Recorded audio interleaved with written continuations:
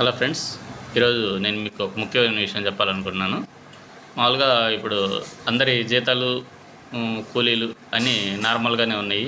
కానీ గత 2 నెలలుగా పోల్చుకుంటే ఈ నెల కాకుండా ముందు నెల అంటే అప్రాక్సిమేట్లీ ఏప్రిల్ మే నెలలో ఒక బియ్యం బస్తా మంచి క్వాలిటీది బీపీటీ బస్తా తీసుకోవాలనుకుంటే 1250, 1300, 1100 కాడి నుంచి స్టార్ట్ అయ్యి 1300, 1350 హైలో ఉండేది.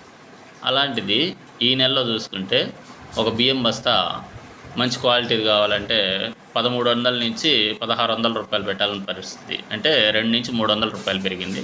ఒక చక్కెర తీసుకుంటే 40 రూపాయలు మామూలుగా ఉండే రేటు కేజీ.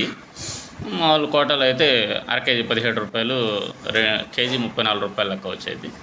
కోటాలో అయితే అట్లే రేట్ మీద ఇస్తున్నారు. కానీ అది ఎప్పుడు ఇస్తారో లేకుంటే ఎప్పుడు స్టాక్ ఉంటుందో ఉండదో ఎవరికి తెలియదు. బియ్యం మాత్రం అయితే ఇస్తున్నారు రేషన్ కార్డులో. మామూలుగా చక్కెర అన్ని చోట్ల చిక్కట్లేదు, కొన్ని చోట్ల వరకు చిక్కుతుంది. మనం కొట్లో కొనాలనుకుంటే అది 40 రూపాయలు ఉండేది, ఒకేసారి 55 రూపాయలకి పెరిగింది. ఒక్కో చోట 55 అమ్ముతున్నారు, ఒక్కో చోట 50 రూపాయలు అమ్ముతున్నారు. అంటే అప్రాక్సిమేట్ చక్కెరకు 10 రూపాయలు పెరిగింది.